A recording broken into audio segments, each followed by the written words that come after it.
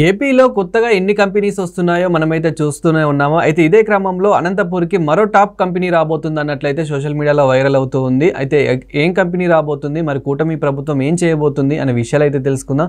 దీని గురించి అయితే మాట్లాడేందుకు ప్రస్తుతం మనతో పాటు సీనియర్ జర్నలిస్ట్ జయదేవ్ గారు ఉన్నారు. నమస్తే అండి. నమస్తే ప్రశాంత్. సార్, రాబోయే రోజుల్లో అనంతపూర్కి మరి ఏం టాప్ కంపెనీ రాబోతుంది, అదేవిధంగా మరి కూటమి ప్రభుత్వం ఏం చేయబోతుంది? అధికార వికేంద్రీకరణ కానీ పరిపాలన వికేంద్రీకరణలో భాగంగా అన్ని ప్రాంతాలు అభివృద్ధి చెందాలనే ఉద్దేశంతో కూటమి ప్రభుత్వం ఏదైతే గత ప్రభుత్వం నాశనం చేయడానికి వెనక్కి 10 ఏళ్ళు వెనక్కి తీసుకెళ్ళిందో, బట్ హెడ్లైన్ మాత్రం బాగా పెట్టారు, 3 రాజధానులు అన్నట్టుగా. కానీ ఏ రాజధాని కూడా చేయలేదు. బట్ కూటమి ప్రభుత్వం దాన్ని ఎలా ప్రయత్నిస్తుందంటే, ఏదైతే ముందు అనుకున్న అమరావతి క్యాపిటల్గానే ఉంచుతారు. వీళ్ళేం చేశారు, తెలుగుగా అడ్మినిస్ట్రేటివ్ క్యాపిటల్ ఒకటి, జ్యుడిషియరీ క్యాపిటల్ కర్నూలు, ఆ తర్వాత ఏంటది లెజిస్లేటివ్ క్యాపిటల్ విశాఖపట్నం, ఏదో సొల్లు కొట్టారు. ఏది చేయలేదు, అది అబద్ధం. అంటే అక్కడ ఉన్న భూముల రేట్లు నాకేయడానికి వాళ్ళ ఖాతాలో వేసుకోవడానికి. ఎందుకంటే ప్రభుత్వానికి పనిచేసిన చీఫ్ సెక్రటరీ స్థాయి వ్యక్తుల మీద కూడా ఆరోపణలు ఉన్నాయి. మరి వాళ్ళ భూములకు సంబంధించి చేశారో లేదో తెలియదు గత ప్రభుత్వం. సో ఇట్లాంటిది కాకుండా కూటమి ప్రభుత్వం ఏం చేస్తుంది, సెంట్రల్లో క్యాపిటల్ ఉన్నాక వైజాగ్ని ఐటీ హబ్గా తయారు చేయాలని, ఏదైతే కర్నూలులో హైకోర్టు బెంచ్ అన్నారో హైకోర్టు బెంచ్ ఒక సీజన్లో అక్కడ కూడా పెట్టాలి, బెంచ్ 2 పెట్టాలని ఒక ప్రపోజల్ ఉంది.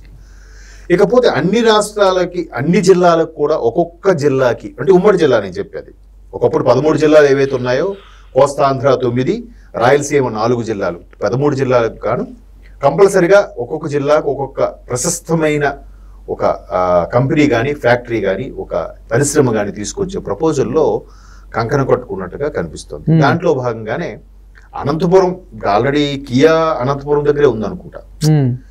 కియా కూడా చంద్రబాబు నాయుడు గారి హయాంలో వచ్చింది, అప్పుడు స్టార్ట్ అయింది. తర్వాత దాన్ని డెవలప్ చేసి మ్యానుఫ్యాక్చరింగ్ యూనిట్ చేద్దాం అనుకున్న టైంకి మహానుభావుడు వచ్చాడు. ఉంటారా పోతారా, పోతే పోండి అంటే కొంత ఇక్కడ ఓన్లీ అసెంబ్ల్డ్ యూనిటే ఉంది, మ్యానుఫ్యాక్చరింగ్ది గుజరాత్ వెళ్ళిపోయింది. ఆ తర్వాత మరలా ఇప్పుడు ఇక్కడ కూడా స్టార్ట్ చేశారు, ఏపీలో కూడా అన్న టాక్ వచ్చింది. ఉంటే సంతోషమే, ఎందుకంటే మహానుభావుడు చంద్రబాబు నాయుడు ఏవి తెచ్చినా ఉండకూడదు, అన్నీ కూల్చేయాలి, అన్ని కంపెనీలు వెనక్కి వెళ్ళిపోవాలి, అదే ఈయన కాన్సెప్ట్, ఎవరు గత ముఖ్యమంత్రి గారు. అయితే ఇప్పుడు అనంతపురానికి వాల్ట్ డిస్నీ వాళ్ళు ఒక వరల్డ్, అది డిస్నీ వరల్డ్ సిటీ అని ఒకటి కన్స్ట్రక్ట్ చేయబోతున్నారు. సో వాల్ట్ డిస్నీ ఏంటి, అమెరికాకు చెందిన ఒక సంస్థ. వాల్ట్ డిస్నీ అనే ఒక నిర్మాత కమ్ దర్శకుడు కమ్ రైటరు, ఆయన అన్ని స్టోరీస్ రాసేవాడట, డబ్బింగ్ కూడా చెప్పేవాడట. ఎలాగా ఇప్పుడు వాల్ట్ డిస్నీ అనగానే ఫస్ట్ మన అందరికీ గుర్తొచ్చేది ఏంటంటే కార్టూన్స్, ఈ టామ్ అండ్ జెర్రీ కానీ, మిక్కీ మౌస్ లాంటివి, ఆ కార్టూన్స్తో కొన్ని రకాల సినిమాలు వచ్చాయి. వాటన్నిటికీ ఆద్యుడు ఈయన, ఈ వాల్ట్ డిస్నీ. సో అట్లాగా ఆయన వచ్చి, ఆయన తర్వాత చాలా ఇది చేసి కొన్ని సినిమాలు చేసి, ఇప్పటికి ఆయన ఎన్నో సినిమాలు తీసాడు. అందులో ఇప్పటికి ఒక 20కి పైగా ఆస్కార్ అవార్డు కూడా వచ్చాడు ఆయన చేసిన సినిమాలు అన్నిటికి కానీ. ఒక్కో దానికి 2, దానికి 3 అట్లా కూడా వచ్చినవి ఉన్నాయి. సో ఆయన బ్రదరు దాన్ని మరి కాస్త డెవలప్ చేశాడు, ఈ ఏలియస్ డిస్నీ ఏదో ఆయన పేరు సంథింగ్.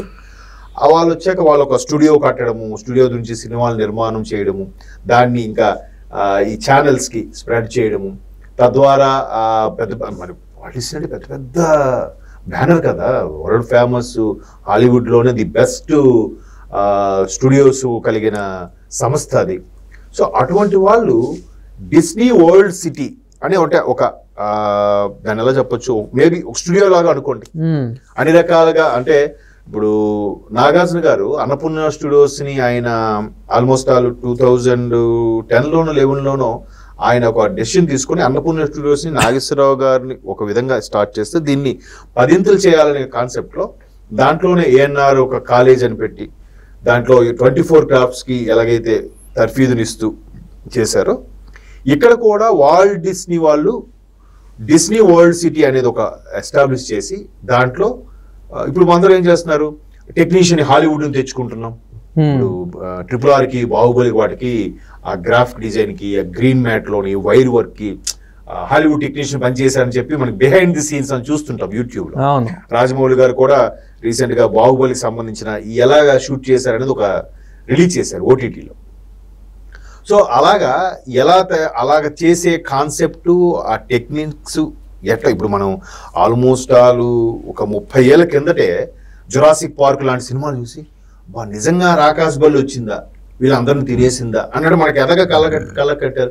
ఇప్పుడు మనం ఆ టెక్నాలజీని వాడుకుంటాం. ఇప్పుడు ఇన్ ద సెన్స్ లాస్ట్ ఒక 15 years నుంచి. బట్ వాళ్ళు 30 years బ్యాకే వాళ్ళు కళ్ళ కట్టినట్టు చూపించారు. అదంతా గ్రాఫిక్సే, అంతే కదా. బట్ అంత టెక్నాలజీకి వాళ్ళు ఫార్వర్డ్గా ఉన్నారు కాబట్టి వాళ్ళు అంత అద్భుతంగా సినిమాలు తీయగలిగారు. ప్రతిదీ పైగా రూపాయి కన్నా డాలర్ మార్క్ విలువ ఎక్కువ కాబట్టి ప్రతిదీ కూడా లక్షల్లో కోట్లలో చూపించేవారు. మనకు 10 కోట్లు సినిమా చేస్తే వాళ్ళు అప్పట్లోనే 100 కోట్లతో చేసిన సినిమా అన్నట్టుగా మాట్లాడేవారు. సో అలాంటి ఒక సంస్థ ఇప్పుడు అనంతపురంలో ఒక డిస్నీ వరల్డ్ సిటీగా కట్టబోతుంది. మేబీ లైక్ స్టూడియో అనుకోండి. అందులో అన్ని రకాలుగా తర్ఫీదునిచ్చే టెక్నీషియన్స్కి ట్రైనింగ్ ఇన్స్టిట్యూట్స్ అవ్వచ్చు, లేదంటే ఎవరైనా షూట్ చేసుకుంటా అంటే స్టూడియోస్ అవ్వచ్చు, లేదా అక్కడ నుంచి కొంతమంది స్టూడెంట్స్ని ప్రొడ్యూస్ చేసి ప్రపంచవ్యాప్తంగా కూడా అందరికీ ఇప్పుడు చాలా మంది చూడండి, కొంతమంది యుఎస్ వెళ్ళాడు మావాడు, అక్కడ ట్రైనింగ్ అవుతున్నాడు, అక్కడ డైరెక్షన్ కోర్స్ తీసుకుంటున్నాడు అని రకరకాలుగా మనం చదువుతుంటాం. పెద్ద పెద్ద నిర్మాతలు, హీరోల పిల్లలు. సో అలాగా ఇక్కడే మనం ట్రైనింగ్ తీసుకునేలాగా ఒక ఇన్స్టిట్యూట్ లేదా ఒక స్టూడియో లాంటిది ఎస్టాబ్లిష్ చేయబోతున్నారు. అది కూడా బికాస్ ఆఫ్ రాష్ట్ర ప్రభుత్వంలో కీలక భూమిక పోషించిన, ఒక విధంగా చెప్పాలంటే లోకేష్ గారనే చెప్పాలి. ఎందుకంటే ఆయన గవర్నమెంట్ ఫామ్ అయిన తర్వాత ఏదైతే ప్రవాస భారతీయులను కలవడానికి యుఎస్ వెళ్ళాడో అప్పుడు అక్కడ ఉండే అన్ని స్టేట్స్లో సుమారుగా ఒక 10 స్టేట్స్లో తిరిగాడు. యుఎస్లో ఉండే స్టేట్స్ ఆ ప్రతి స్టేట్ కూడా ముందుగానే ఇంటిమేషన్ ఇచ్చాడు. ఎవరైతే ప్రవాస భారతీయులు ఎస్పెషల్లీ తెలుగు వారు ప్రవాస ఆంధ్రులు ఉన్నారో వాళ్ళ కోసం సెపరేట్గా ఒక హోటల్లో మీటింగ్ పెట్టడం, వాళ్ళతో కలిసి ఫోటోలు దిగడం. ఏంటి మీరు ఎక్కడ ఏం చేసుకుంటారో చేయండి, ఎక్కడి నుంచి చేసే పని ద్వారా ఆంధ్రప్రదేశ్కి ఏ విధంగా మీరు దోహదపడతారు, ఏ విధంగా సాయపడతారు అనే దాని మీద కూడా ఆయన కసరత్తు చేశాడు. ఆయన టీం చాలా బాగా వర్క్ చేస్తుంది. అంటే ఆయన గైడెన్స్ అలాగ ఉంది. ఇప్పుడు చాలామంది ఏం చేస్తాడు, ఇంకేముంది ఇది అని అంటున్నారు. కానీ ఆయన ఎంత మూలాలకు వెళ్ళిపోతున్నాడంటే ఎలాగ మనం ఎస్టాబ్లిష్ చేయాలి ఆంధ్రప్రదేశ్ని. నిన్న కూడా బాబు గారు ఎక్కడో స్టేట్మెంట్ ఇచ్చారు. వాస్తవానికి ఆంధ్రప్రదేశ్ వెనక్కి వెళ్ళిపోవడానికి కారణం విభజన కాదు, గత 5 ఏళ్ల పరిపాలనే. 19 నుంచి 24 మధ్య జరిగిన పరిపాలనే ఆంధ్రప్రదేశ్ ప్రభుత్వం వెనక్కిపడింది, బైఫర్కేట్ అయ్యింది. ఎవరికి వారు తెలంగాణ పరిపాలించుకుంటున్నారు, ఆంధ్ర పరిపాలించుకుంటున్నారు. ముఖ చిత్రం అనేది ఒక క్యాపిటల్ లేకుండా పోయింది. అదే కంటిన్యూ చేస్తే ఇప్పటికి బ్రహ్మాండంగా ఉండేది కదా. గత 5 ఏళ్ళు కేవలం బాబు గారి మీద కసితో రాష్ట్రంలో ప్రజలందరూ కూడా ఇబ్బంది పెట్టారు కదా. సో ఇప్పుడు దాన్ని ఎలాగ మరలా ఈ 5 ఏళ్ళని కనీసం 5 ఏళ్ళు ముందుకు తీసుకొచ్చినా చాలు, 10 ఏళ్ళు తీసుకురాక్కర్లే, 5 ఏళ్ళు ముందుకు తీసుకొస్తే ఎస్టాబ్లిష్ చేస్తే ఎలా ఉంటుందనే కాన్సెప్ట్ మీద ఆయన ప్రతిదీ ఎక్కడ చిన్న అవకాశం ఉన్నా వదలట్లే. ఇప్పుడు ఆల్రెడీ విజయవాడలో కూడా యూట్యూబ్ సంబంధించిన ఒక ఇన్స్టిట్యూట్ రాబోతుంది, పెద్ద పెద్ద కంపెనీలు రాబోతున్నాయి. విశాఖపట్నం కూడా cab Gemini, CTS, TCS, Tata వాళ్ళది ఇవన్నీ కూడా వస్తున్నాయి. ఎలా మరి ఆల్రెడీ వాటి ఒప్పంద పత్రాలు అయ్యాయి, వాళ్ళు ల్యాండ్ చూపించారు, బోన్లు కూడా స్టార్ట్ అయ్యాయి. రేపు మీకు 26 కల్లా పూర్తి స్థాయి వర్క్స్ కూడా స్టార్ట్ అయిపోతాయి. మా అయితే ఒక 6 నెలలు 8 నెలల్లో కట్టేస్తారండి వాళ్ళు. రేపు 25 అయిపోవచ్చింది, ఆల్రెడీ 8 నెలలు అయిపోయింది, 9వ నెలది. ఇంకొక 4-5 నెలల్లో 2026 వచ్చేస్తుంది. 26 మీరు ఫస్ట్ క్వార్టర్ కల్లా మీకు అక్కడ వర్క్స్ కూడా స్టార్ట్ అయిపోతాయి. అంటే ఆ పరంగా ఎంత ప్రయత్నం చేస్తున్నారంటే వీళ్ళ గురించి వీళ్ళు కేసులు, వీళ్ళ అరెస్టులు పట్టించుకోవట్లే.